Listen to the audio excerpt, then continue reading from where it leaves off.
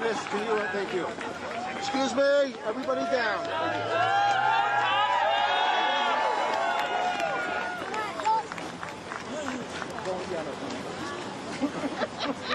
How's it going, sir? Right.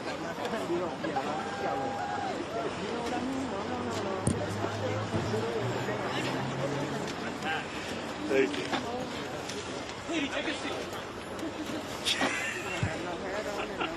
Guys, sit down, please. Right. Phones down. Okay. Is everybody good with the shot? No. Yes? We can't stand up because they're Good by the press? Is Joe Anuda sitting on the floor somewhere? No? My goodness. Stills, please. Okay.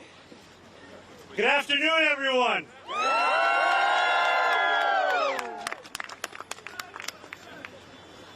One year ago this month, hundreds of New Yorkers gathered on a bright and bitterly cold Saturday morning right here at Grand Army Plaza. It was 6 months before the Democratic primary for mayor. We were in the low single digits in the polls at best. Every ounce of conventional wisdom said that our campaign was not supposed to work. Surely there was a better way to spend a Saturday than knocking on doors, talking to strangers, and crossing the small but real distances that separate us from one another. And yet, New Yorkers showed up at a moment when so many people feel isolated from one another and distant from a political system that can feel closed or unresponsive. They made a deliberate choice, not to be bystanders, but to become participants. Their own politics and their own vision for New York City being the driving force behind what they were going to do. And that meant knocking on doors of people who lived just blocks away but whom they had never met. It meant asking questions instead of assuming answers. It meant listening instead of lecturing, finding common ground. And that experience taught us something simple and profound. Democracy works best when people are not treated as an audience, but as an active part of it. Governing demands the same. That is why we are here today. We are gathered at Grand Army Plaza, surrounded by powerful symbols of public life.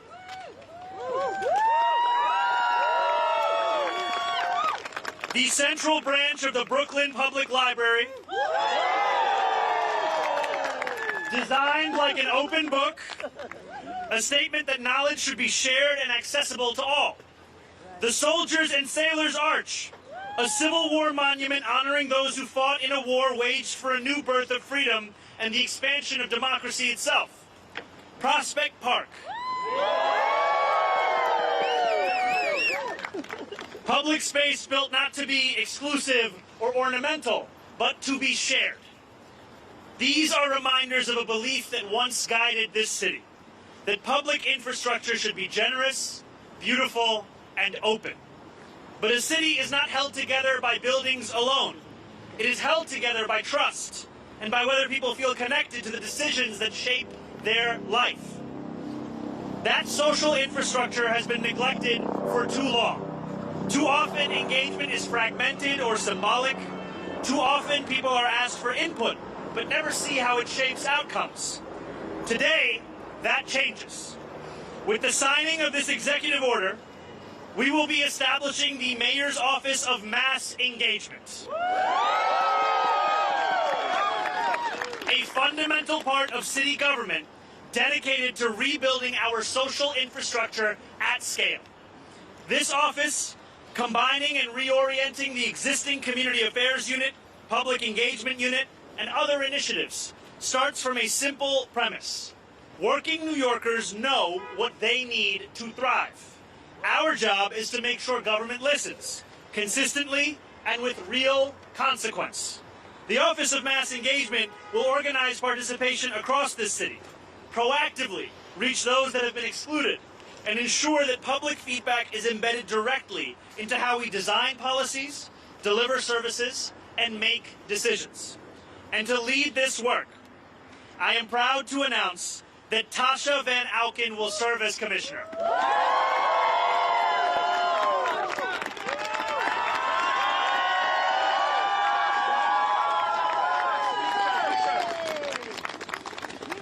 Since President Obama's first campaign in 2008 to her leadership in New York City DSA, Tasha has spent more than a decade organizing at scale, developing leadership, building trust, and helping working people turn priorities into action. On our campaign, she mobilized more than 100,000 volunteers who knocked on more than 3 million doors. Not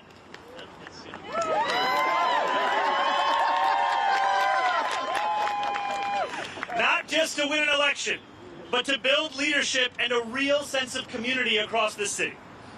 She also spent many years working at the Blue Man Group, which means she brings both organizing discipline and an unusual tolerance for chaos.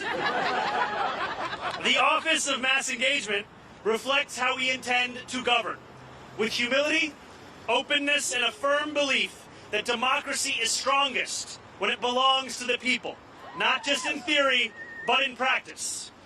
And we should be clear about how this work will be judged, not by how many meetings we hold or surveys we collect, but by whether people can see their voices reflected in the decisions that we make.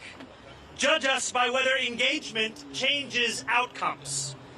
Just as past generations invested in the public spaces around us, this administration is investing in the civic fabric that holds our city together. And that same commitment to openness, participation, and rebuilding trust in our institutions guides how we approach every part of city government. That is why today I am also announcing that Ali Najmi will serve as chair of the Mayor's Advisory Committee on the Judiciary. Under Ali's leadership, this committee will take on a more public and engaged role, reaching beyond City Hall to the wider legal community, demystifying the judicial selection process, expanding who participates in shaping our courts, and ensuring that our city's judicial system applies the rule of law universally and does so without favor. This includes proactive engagement with legal services organizations, bar associations, and minority and affinity bars, with the goal of widening the pipeline and strengthening confidence in our judiciary. Ali is a civil rights and election attorney with deep experience in our local courts, a longtime bar association leader who has helped diversify the judiciary in Queens, and someone I've known and admired for more than a decade, as a friend, an attorney, and a leader in this city. Tasha Van Auken, Ali, welcome to a new era in our city. I look forward to building it with you together.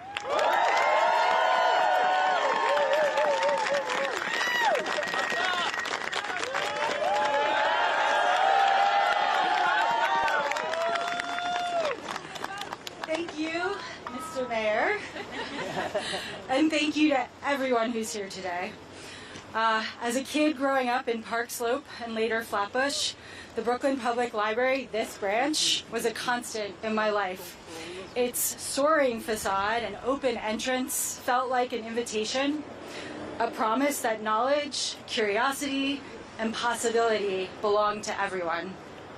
I spent hours inside of there researching school papers, scrolling through microfilm, not to date myself here, but lots of time with microfilm, trying to make sense of the world and my place in it.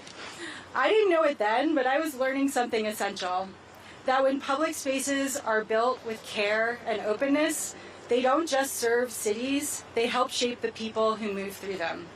That lesson deepened for me at Edward R. Murrow High School, where I was profoundly influenced by the late principal Saul Bruckner.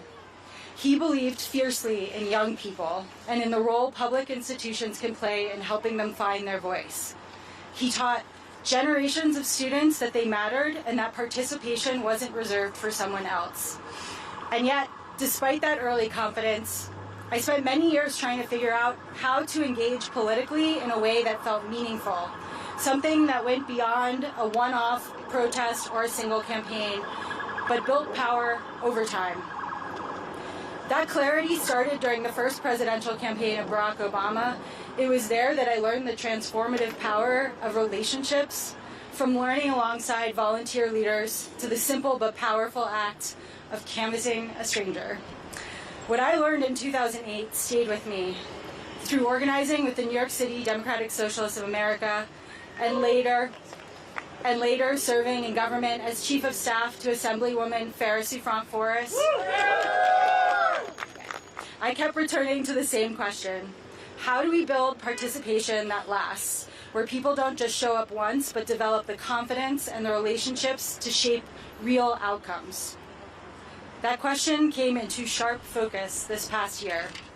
In Mayor Mamdani's campaign, more than 100,000 volunteers knocked on over more than 3 million doors across the city.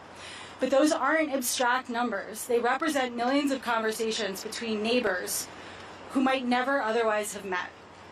They represent relationships built, confidence gained, and civic capacity that will last beyond any single campaign. Many of those incredible volunteers and organizers are standing with us today.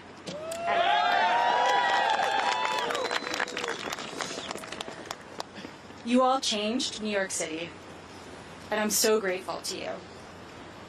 At a time when so many people feel cynical, overwhelmed, or isolated, often alone with their phones, we found a way back to one another. Some of the most meaningful moments for me were when somebody would say, "I never thought of myself as political," and then describe the community and purpose that they found through this work. In many cases, it didn't just change how they saw politics, it changed how they saw themselves. That is what brings me to this role and to the work of the Office of Mass Engagement. The Office of Mass Engagement is about taking that ethos and making it part of how government works. It brings together public engagement efforts that have too often been siloed, streamlining them under a single coordinated office with the responsibility to make engagement meaningful across City Hall. It's about organizing participation at scale, strengthening feedback loops so public input shapes policy, and building the relationships and systems, human and digital, that make long-term co-governance possible. As Commissioner, my commitment is simple and serious: to help build a government that works for all New Yorkers, invites them in, and treats their participation as consequential. A government that doesn't just ask for input, but acts on it, and one that helps New Yorkers see themselves not as spectators, but as co-creators of our shared future. I'm deeply honored to take on this responsibility. And I'm excited to build this work alongside the mayor, our partner agency, and most importantly, the people of this city. Thank you.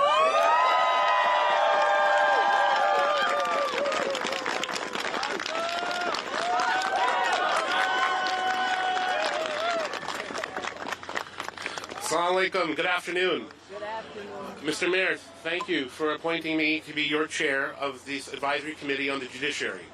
As an attorney who has litigated in the courts of this city for 15 years, I know and I have seen firsthand the power that judges have on people, regular people, working people, and attorneys. And it is this committee's directive to find and recruit the best judges in the city of New York, the most qualified, the ones who understand what it means for people to appear before them in criminal court, in family court. And it is the directive of this committee to reach out to the wider legal community and to the attorneys who have toiled for indigent legal services, for the attorneys who have represented families, who have represented parents and children in family court, who have dedicated their lives to making this city and this state a more just place. To those attorneys, I want to tell you that you have an opportunity to also become a judge, and that this committee will reach out to every nook and cranny of this legal community to encourage that we have the best, most robust, diverse applicant pool for the judiciary. Mr. Mayor, thank you for entrusting me with this service.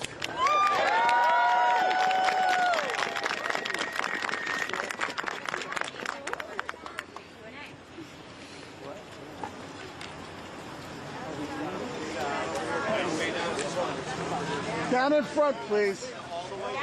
Guys. Down. Everybody down. Excuse me. The fur hat. Everybody gets the shot. Excuse me. Everyone my head at once. Squeeze in the middle here. Stills, everybody down.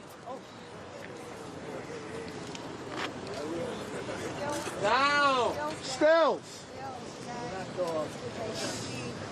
Everyone go down. Have a good week. Thank you.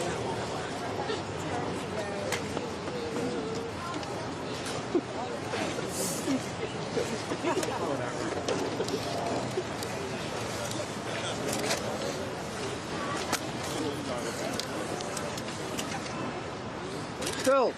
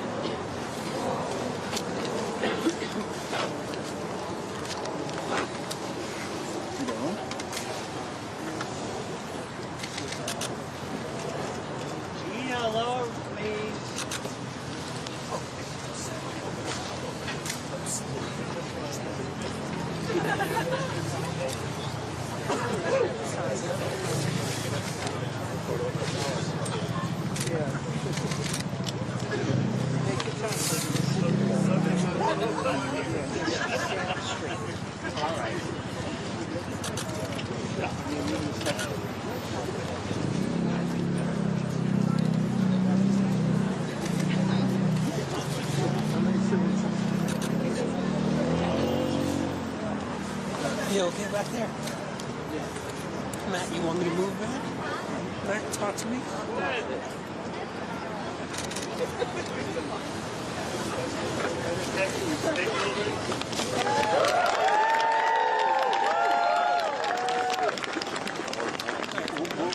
Guys, we need to step back, please. Thank you. To come back to Can you have him hold the paper, please? Yes, yes. Oh, he's gonna hold the paper.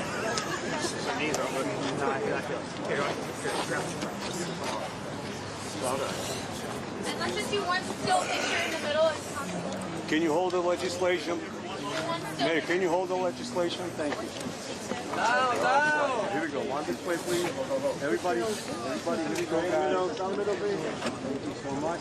Down the middle. 4 TVs in the back. Great, thank you guys. All right, now we're going to take questions. Everyone can take 10 steps back, please. Thank you. Back, everyone, please. Back. Behind the Back stage. to your back. Get back. Don't sit on me. I'm handy back. I'm sitting.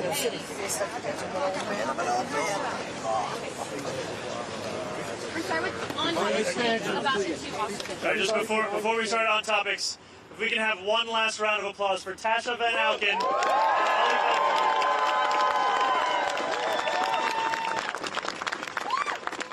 And now we can begin with all the on topics.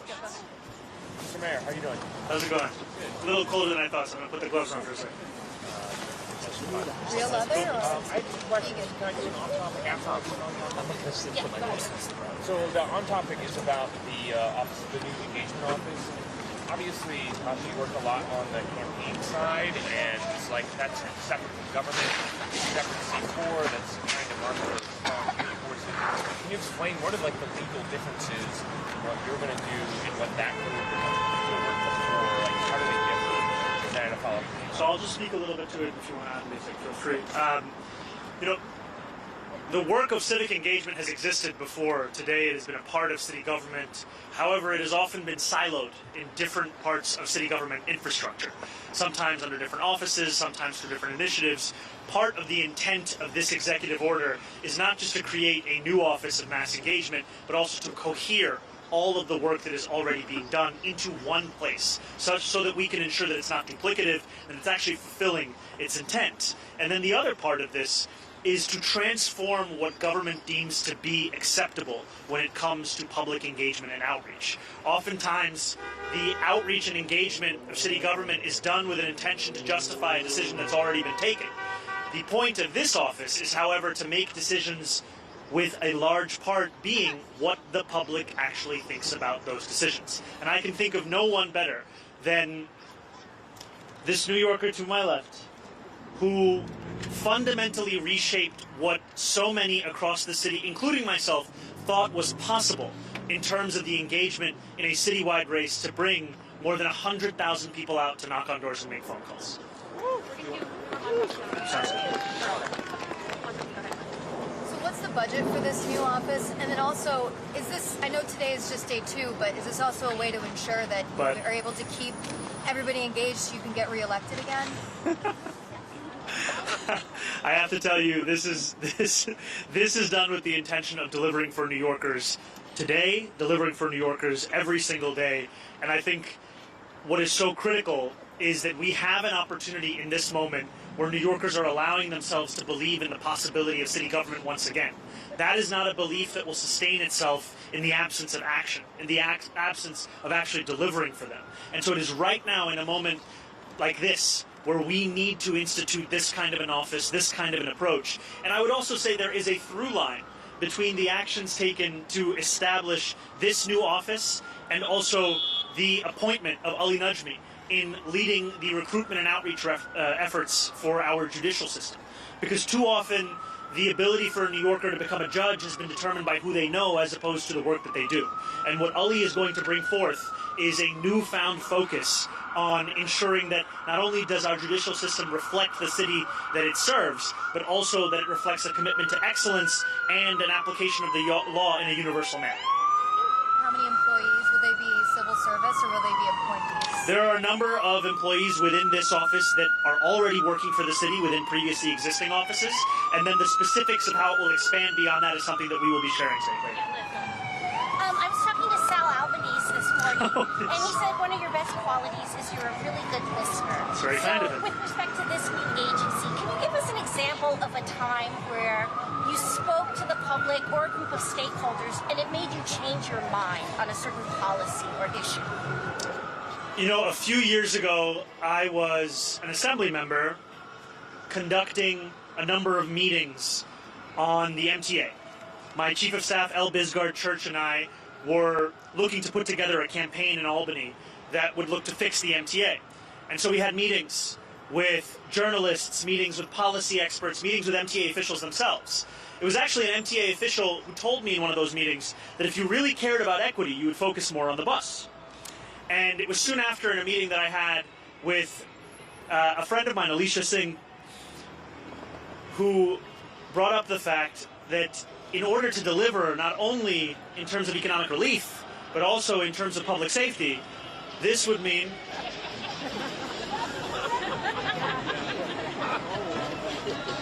it's a pretty good song.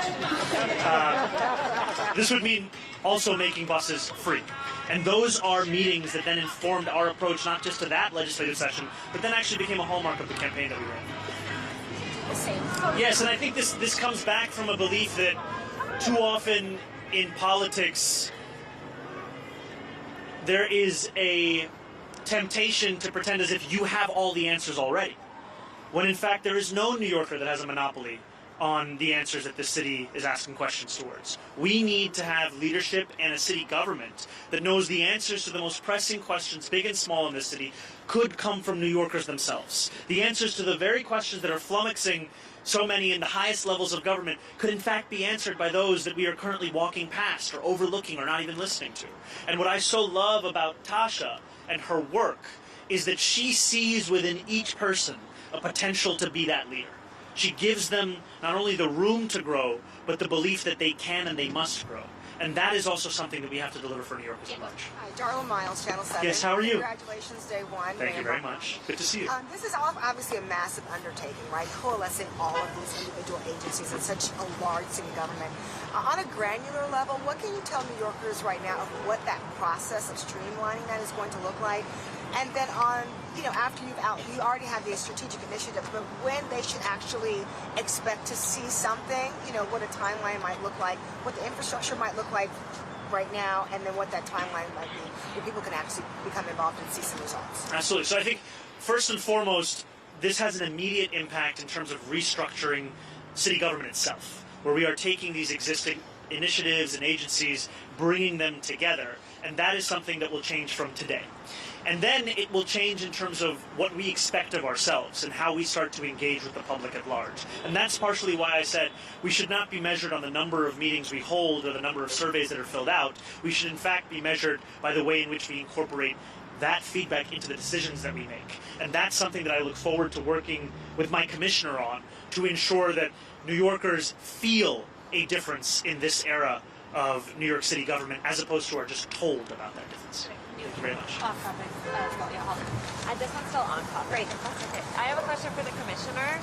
Do you plan, so you're going to be getting feedback from New Yorkers to incorporate into city government, but the mayor also has this huge agenda that's going to need support from other levels of government, and there's been discussion of using DSA and using this mass volunteer movement that you've built to pressure the governor to support some of these initiatives, like taxing the rich. Is that going to be part of this office? And I just re-up Bernadette's question about the budget and how much staff are you going to have? So I am going to demand the world from Tasha in her new position as the commissioner of the Office of Mass Engagement, and I'm also going to give her more than 5 minutes before she gets into the position to have to answer some of the specifics around budget and personnel, though I do assure you that this is going to be an office that will have the backing of myself as the mayor of this city. And yesterday, I think it was yesterday, the inauguration, I mentioned in my speech that let us not allow victory to become an invitation to turn off the news. We have seen sometimes in our politics a description of success as the ability for Americans to return back to their lives. We want to make clear that our successes will be achieved together with the New Yorkers who brought us to this point and all others that call the city their home. And so that means that our agenda is not one that is going to be fought for simply behind the closed doors of city and state government, but rather one that the very New Yorkers who are here today and those that are hard at work across the city will be a part of advocating for. Because it is those New Yorkers that actually determined this agenda in the first place. And it is those New Yorkers who will be alongside us as we not only fight for this, but win this. Hi, Mr. Najmi. Congratulations. Jesse Edwards at Hellgate. I would like to know, what are you looking to do in this position that you couldn't do from the Queen's Committee position? Thank you. Actually, I was never... In Queens and in other counties, there's an elected process. And here, with the Mayor's Committee as chair, we will have the ability to recruit from people citywide and affect courts citywide, criminal court and family court. And what we will be able to do is have a system that's in place that will judge people on the merits of their experience, their qualifications, their commitment to public service, and we will be able to appoint many, many judges. And to have that breadth and that reach citywide is very different. What's most broken about the system right now? Not enough people know about this system. Not enough people know about the Mayor's Advisory Committee on the Judiciary, how to apply, and not enough people historically have had confidence that if you were not the well-connected or you were connected to a judge already, that you could be a judge. But in fact, in this administration, the people who never thought they could be a judge but deserve to be one will finally have that chance. Hi, good afternoon. Good afternoon. I'm Jan Teyer for the Agencia F News. Can you say your name one more time, sir? Jan Teyer. Jan Teyer? Yes. Nice to meet you. What can the Latino community expect from Mayor Mamdani? You know, I would not be standing here before you as the mayor of this city were it not for the Latino New Yorkers across the 5 boroughs. Latino New Yorkers, a majority of them supported us in the primary. We saw that only continue in the general. And what I've heard from so many Latino New Yorkers is a feeling that not only do they not see themselves within city government, but they don't also see their own struggles in city government, and the focuses of that government, and the priorities of that government. And what we are going to do is to deliver a city government that finally not only looks more like, but is paying more attention to the actual struggles of day-to-day New Yorkers. Latino New Yorkers face the highest levels of housing insecurity of any ethnic group in this city.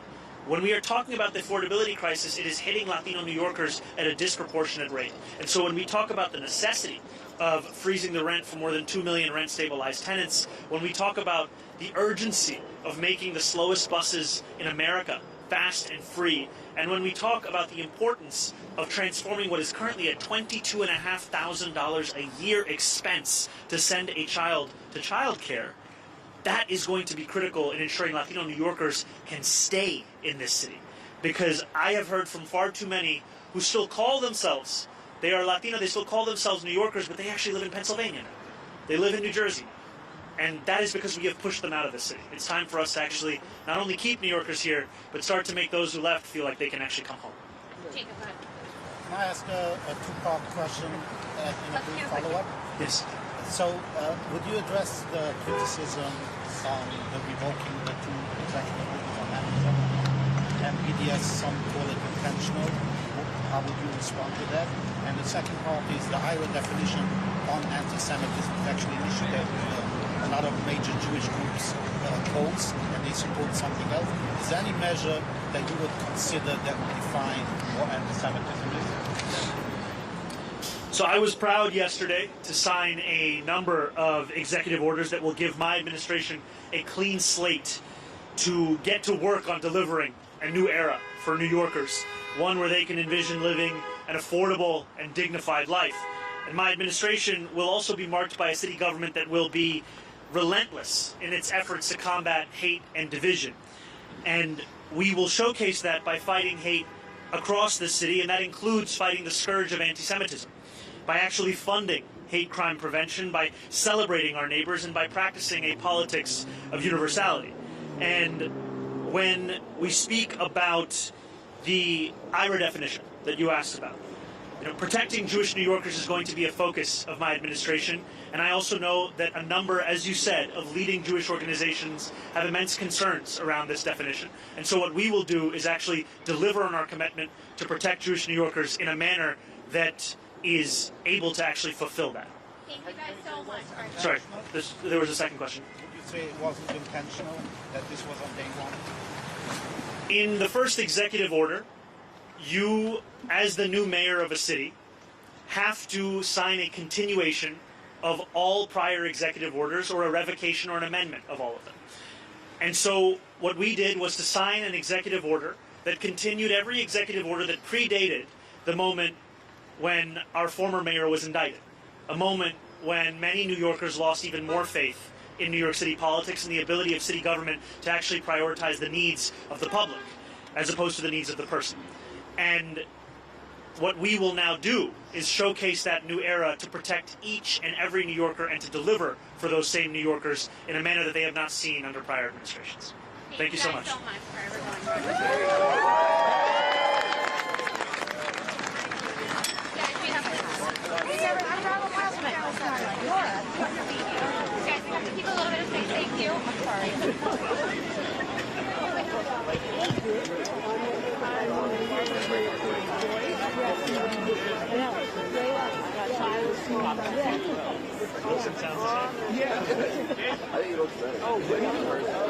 He has a nice personality. I thought I was not cold. I wasn't really bad. He was worse, remember? I was worried. I was watching him on there. You too, okay? We'll see each other in the next 5 minutes.